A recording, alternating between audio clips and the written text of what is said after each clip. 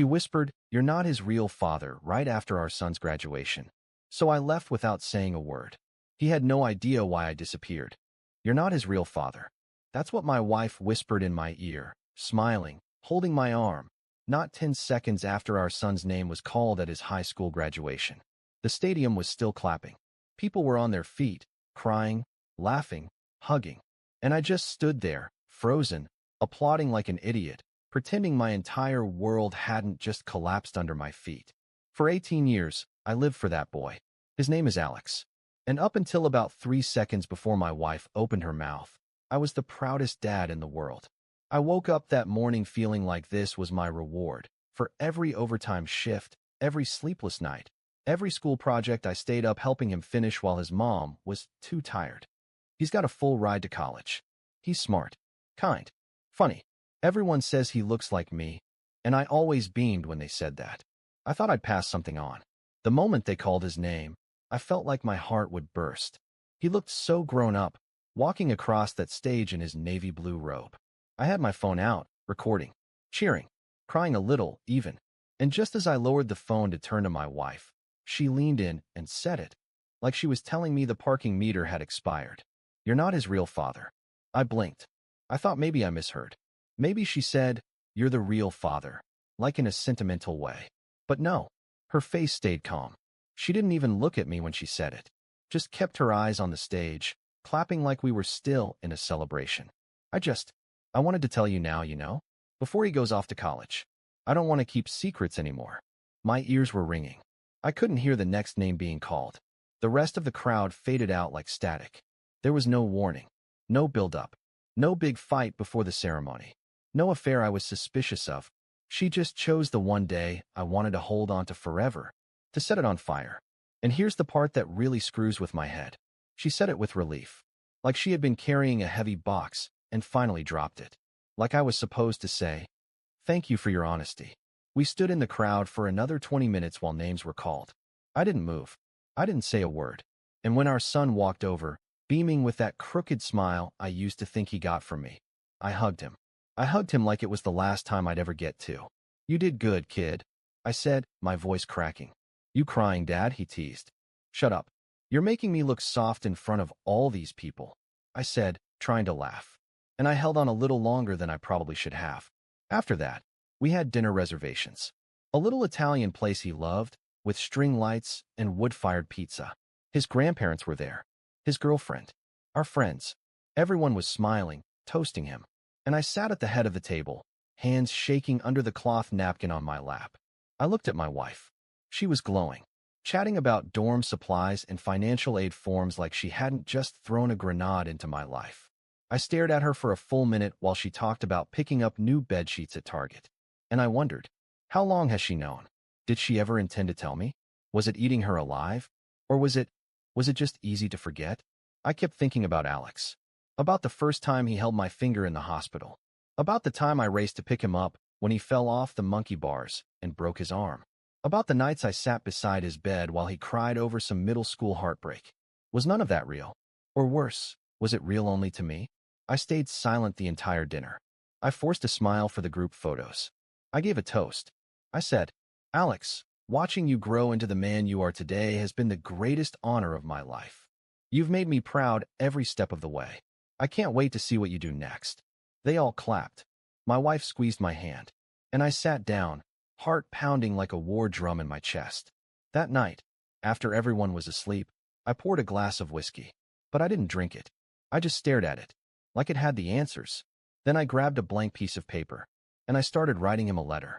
Not to confront, not to explain, but because if I didn't get these thoughts out of my head, I might not survive. All right, so, after that whisper at the graduation, you'd probably expect fireworks, right? Me screaming, throwing a plate, asking who the real dad is, walking out on the spot. Yeah, I thought about all of that. Every single one of those reactions played in my head like some movie I wasn't part of. But in real life, I didn't do a damn thing. I went through the motions, smiled in photos, clapped when Alex gave a short speech at dinner, told his girlfriend she was smart for picking a guy like him. I played my part, the dad role, like I had for 18 years, even though I now knew I was just, I don't even know, a stand-in? A prop? When we got home that night, I waited for her to say something. Anything. But she didn't. She just kicked her shoes off, said her feet were killing her, asked if I wanted some tea, and went upstairs. That's when it hit me. This wasn't a confession. It was a cleanup job. She wasn't telling me to open up a conversation. She was telling me to clear her conscience. Like she was saying, okay, I did the right thing. Now we can move on. Like she had checked it off her to-do list. I didn't sleep that night. I sat on the couch in the dark, staring at the TV while it played some late-night game show on mute. And I just kept thinking about him. Alex. All those years. Did she know from the start? Did she lie every time she called me a great dad? Did she ever once feel sick with guilt watching me pour everything I had into raising that boy? The next morning, she made eggs like nothing happened. She kissed my cheek, smiled, even hummed to herself while packing leftovers from the party into the fridge. I swear to you, she acted like we were just any other couple who'd just watched their son graduate. Like the words, "You're not his real father," never even came out of her mouth. And me? I went right back into my role. I got dressed, went to work, came home, ate dinner, nodded when she talked about Alex's college orientation schedule, said, "Yeah, sounds good," when she mentioned taking him shopping for dorm stuff. I was dying inside, man. Like, I can't even explain it. Every time Alex walked into the room, I felt like a fraud. Like I had stolen someone else's place in his life, and I didn't even know it. But at the same time, I couldn't stop loving the kid. How do you just turn that off? He was still the same boy I taught how to drive. Still the same kid I coached in Little League. Still my son, right? But now there was this voice in my head that wouldn't shut up. He's not yours. He was never yours. And her? She never brought it up again. Not once. A week passed. Then another. She was chipper, relaxed, like she had taken a deep breath after holding it for years. I started watching her more closely. Not in a creepy way, just observing. The way she looked at Alex. The way she looked at me. And I realized something that made me feel physically sick. She wasn't sorry. She was relieved. And that's when I knew there was no coming back from this. Not for me. I started pulling away slowly. Quietly. I stopped getting involved in planning college stuff. Stopped giving parenting advice. When Alex asked for my opinion on majors, I told him he should do whatever he wants. I kept it neutral. Flat. Because the truth is, I didn't trust myself to speak from the heart anymore. My heart wasn't working right. It was stuck in this weird place between rage and heartbreak. And the weirdest part? I never confronted her. Not once. I didn't ask who the father was. I didn't ask how long she knew. I didn't ask why. Because deep down, I already knew none of the answers would make it better. I started writing more letters. The one to Alex wasn't enough. I kept writing. Almost every night. To myself. To him. To her. To no one. I didn't know what I was going to do yet. I just knew I couldn't stay here forever, smiling for photos, being the good husband, pretending everything was okay. But I also knew I didn't want to destroy Alex's world. He deserved a clean launch into adulthood. I wasn't going to drop a bomb on his life just because mine got hit. So I made a choice. A silent one. I was going to leave. Not with yelling. Not with drama. Not with revenge. Just leave. Like I had never been there to begin with. You ever live with someone after they've killed a part of you? It's a weird feeling. Like you're haunting your own life. You walk through the same rooms, eat the same meals, sleep in the same bed, but none of it feels like yours anymore. That's what it was like after graduation. I was physically there, but mentally, I was gone. From the outside, we looked like a happy little family wrapping up a milestone. Alex was glowing, excited about moving out, talking about his future like the whole world was wide open. I wanted to be happy for him. I really did. But every time he said Dad, it felt like a hot knife under my ribs. He had no idea, and I wasn't going to be the one to tell him. Not yet. Not before he left home. Not while he was standing at the edge of the next chapter in his life. He deserved to step into it with joy, with pride. I wouldn't be the reason he looked back in pain. Meanwhile, my wife, and I can barely say my wife, without tasting blood in my mouth, she just carried on like nothing had changed. She kept talking about shopping for twin XL sheets and mini fridges like she hadn't dropped a nuke on me. She kept laughing at sitcoms, texting her friends, making coffee in the morning like she wasn't living with a ghost. I watched her every day and thought, this woman lied to me for 18 years, and she still sleeps just fine. She had one moment of guilt, one whisper, then she washed her hands of it. I started pulling away, not in a dramatic way, just gently.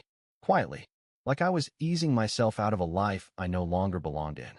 When she'd ask if I wanted to go with her and Alex to shop for dorm stuff, I'd say I had work.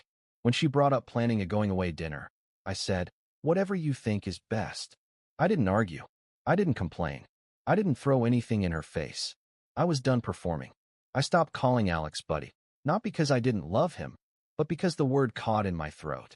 I'd sit across from him at the dinner table, watching him talk about professors and majors and road trips he wanted to take, and I'd just nod, smile, say, sounds great, man. I'd go back to my room and cry quietly, into a pillow, into my hands, into the void. I wrote letters I never intended to send, letters to my son explaining everything, letters to her, long, angry, raw, letters to myself, trying to figure out who I was now. Then came the moment that broke me more than anything she said. I was walking past the bedroom one night. The door was cracked open, and I heard her on the phone. She was laughing, really laughing, like someone who'd just been set free. And she said something I'll never forget. Yeah, I finally told him. At graduation, I figured it was time. Like it was just a task on her list. Like I was a form she forgot to file. Like I wasn't a human being she'd just crushed with a sentence. She never said she felt bad. She never said she regretted it. She just said it was done, and she sounded lighter for it. I stood in the hallway for a long time after that, just staring at the floor, listening to her laugh on the phone with someone, a sister, a friend, maybe even the guy. I'll never know. And honestly, I don't care. Because in that moment, I made my decision. I wasn't going to yell. I wasn't going to destroy anything. I wasn't going to take revenge. I was going to vanish. I started planning, step by step. No dramatic exits. No signs. I started pulling cash out of our joint account, little by little. I found an apartment across the state under a short-term lease. I found a quiet job that didn't ask too many questions. I packed a bag and kept it in my car trunk. I was building an exit no one would see coming, because that's the only power I had left. And all the while, I kept writing, especially to Alex. Because when I left, he wasn't going to understand. He'd feel abandoned, betrayed, confused. So I poured everything I had into that letter, not to explain everything, but to tell him one thing. You were never a mistake. I was proud of you every single day. And even if I wasn't your father by blood, I loved you like one. More than you'll ever know. I wasn't ready to leave just yet. Not until he was gone. Not until I knew he was settled. Not until I had one last moment with him. Even if he'd never know it was a goodbye. I'd stay just long enough to help him pack. Just long enough to watch him drive away to college. And then, I'd disappear. I knew exactly when I was going to leave. The moment he drove off to college. Not a second before. Not a second after. Until then, I played my role. Just a little longer. We went dorm shopping. Target runs. Luggage. Bed sheets. A new laptop. I stood in checkout lines holding twin XL mattress pads like I hadn't already rented an apartment 5 hours away. Alex was glowing. He'd gotten into his first-choice school. He was talking about what posters he wanted to hang on his dorm wall, asking if I still had that old guitar he could take. Every word stabbed a little deeper, because I knew he'd never understand why I left. Not right away. His mom, she was practically skipping through the store, helping him pick out decorations, talking about visiting on Parents' Weekend, laughing with him like she hadn't detonated a bomb in our marriage and casually walked away from the blast. She didn't say a word about what she told me. Not once. She didn't ask how I felt. Didn't check in. Didn't try to talk about it. As far as she was concerned, the truth was out, and her conscience was clean. She thought that meant we could just go back to normal. The week before move-in day, I spent every night staring at the ceiling, counting hours. I had a bag ready in my car. I had keys to a new place, a prepaid phone, even a new email address. Nobody knew, not even my best friend. Because if I told anyone, they might try to stop me. And I wasn't going to let anyone talk me out of leaving. This wasn't about revenge. It was about survival. If I stayed in that house one more day pretending everything was okay, I was going to break into 1,000 pieces. And I didn't want anyone to see that happen. Especially not Alex. Move-in day came fast. We packed up his car with everything. He insisted on driving. His mom rode shotgun. I followed behind in my own car. I remember watching them from behind. The two of them laughing about something, a podcast or a song on the radio. And I just kept thinking, does she even realize what she took from me? Does he even know what he's about to lose? We helped him unpack. The dorm was buzzing, parents everywhere, Kids hugging, roommates meeting for the first time. We set up his desk, his bed, helped hang his stuff on the wall. Took the usual photos. Forced smiles. One last family picture. The kind you frame and hang up, never knowing what was really going on behind the eyes of the man standing in it. He gave us both hugs. Thanks for everything, Dad. I squeezed him tight, long enough that he noticed. I'm proud of you, kid, I said. Always. He didn't know it was goodbye. We got in our cars to head home. She asked if I wanted to stop for food. I said I was tired. Told her I had work in the morning and might stay at a hotel nearby. She nodded. No questions. Didn't even ask when I'd be home. We hugged. Brief. Empty. She drove off. And I sat there for a while, watching the sun go down behind the trees, parked just outside campus. That's when I pulled the letter out of my glove box. I had written it the week before. 2 full pages. Folded neatly. It was addressed to Alex. Sealed. With a note on the front. Open this the day your first college class starts. No sooner. I drove back to the dorm. Waited until I was sure he'd gone out with his new roommate. Slipped the letter into his desk drawer. And that was it. No goodbyes. No final words. No second thoughts. I didn't go home. I drove straight to my new place. It was small. 1 bedroom. No furniture yet except for a mattress on the floor and a folding chair. It smelled like fresh paint. There was no echo of a life lived yet. And for the first time in 18 years, it was quiet. Not peaceful. Not comforting. Just quiet. Like walking into the middle of a forest after a storm. I turned off my phone that night. Tossed it into a drawer.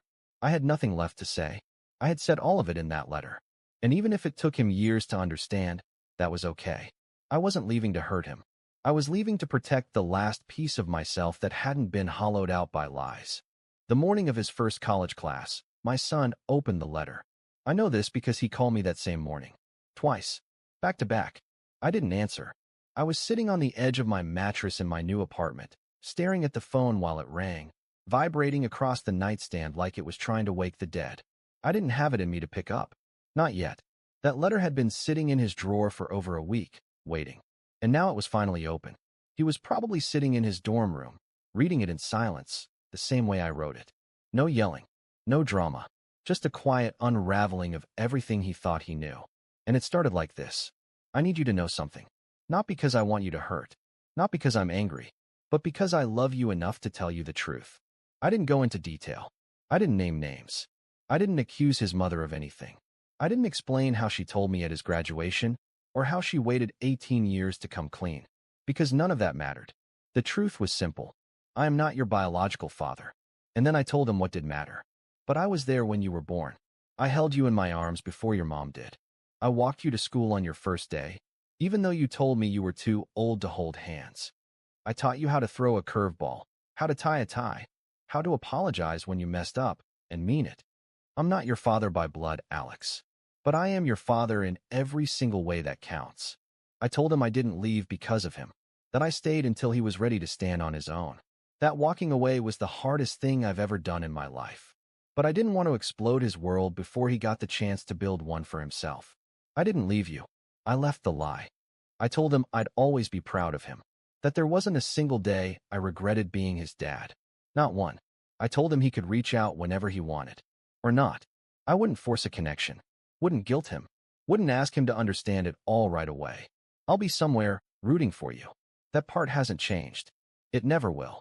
After the phone call stopped, I sat with the silence. Didn't check messages. Didn't reply. He needed time. To process. To be angry. Confused. Maybe even feel betrayed. And I owed him that space. It was almost 2 weeks before I heard from him again. This time, it wasn't a call. It was a message. Short. Simple. I still have it burned into my memory. I don't know what to say, but I read every word. And I cried. A lot. I don't think I understand everything yet. But I still love you. And I think you're still my dad. I sat with that message for a long time. No fireworks. No dramatic reconciliation. Just a thread between us. Thin, fragile, but real. And that was enough. The truth is, I didn't write that letter expecting forgiveness. I didn't expect anything. But the fact that he still saw me as his dad, even after everything, that made the silence worth it. The waiting, the heartbreak, the lonely nights staring at a blank wall. It meant that somewhere underneath all the pain, something real had survived. He's got his own life now. New friends, classes, maybe even a girlfriend. He hasn't said yet. We text sometimes. Nothing deep, just little check-ins. But that's okay. We've both been through something we don't fully have the words for yet. But we're still here, still talking, still trying. And her? His mother? She hasn't reached out. Not once. And I'm okay with that. Because I left for a reason. Not out of rage. Not for revenge. But because I needed to be somewhere I could breathe again. And for the first time in a long time, I can. It's been 6 months since I left. Long enough for people to start forgetting what my life used to look like. And if you ask me how I'm doing, I'll probably say something like, I'm fine. And I'd mean it. Mostly. Because I did find peace. But peace isn't what people think it is. It's not warm. It's not some mountaintop moment where you feel enlightened and whole. Sometimes peace is just quiet. Just waking up in a place where nobody lies to you. Where nobody smiles while breaking your heart. My apartment still doesn't have much in it. A couch now. A couple books. A mug with a crack in the handle that I can't bring myself to throw away. There's a rhythm to my life. Mornings are slow. Coffee. A walk. Some freelance work from my laptop. Evenings are quieter. A little cooking. Some music. Writing when the words want to come. Nobody asks where I am. Nobody waits for me to get home. It's lonely sometimes. But it's honest. Alex still texts me. Not every day. Not like when he was younger. But when he does, it always stops me in my tracks. A photo of his dorm room. A screenshot of his grades. A random, you ever try Ethiopian food? I think I'm addicted. Stuff like that. And sometimes he signs it. Love you, Dad. I don't think he even knows how much that means. He hasn't asked for the full story. Not yet. I think he will someday. And when he's ready, I'll tell him, the clean version. Not the bitter one. Because I want him to keep his faith in people. Even if I lost mine for a while. As for her, I haven't heard her voice since the day she drove away from that college parking lot. Haven't seen her face. Haven't opened a single email. I don't hate her. I wish I did. But I don't. She gave me Alex. She gave me years of memories that still live in me, even if they were built on something false. And I loved her once. I gave her everything. That's not something you erase. But I don't miss her. Not anymore. Because the version of her I loved died the day she whispered the truth like it was nothing. Sometimes I think about what would have happened if I never found out. If she never told me. If we kept going, just pretending. I would have walked her down the aisle at our son's wedding one day, smiling beside the man who never knew I wasn't the real thing. And maybe part of me wishes I had stayed in that lie. Maybe part of me wishes I never knew. But the bigger part? The part that still knows who I am? That part's grateful. Because now, at least, I know what was real. Alex was real. Every bedtime story. Every skin knee. Every proud tear. That was mine. She might have lied about biology. But she couldn't fake that. And that's what I hold on to now. Not revenge. Not anger. Not what I lost. But what I had. And what I still have. Because if there's one thing I learned in all of this, it's that being a father isn't about DNA. It's about showing up. Every single day. Even when you don't have all the answers. Especially then. So yeah, I chose peace. But peace isn't easy. It's hard. It's lonely. It's full of questions and quiet nights where you wonder if you did the right thing. But it's also free. And for the first time in a long time, so am I.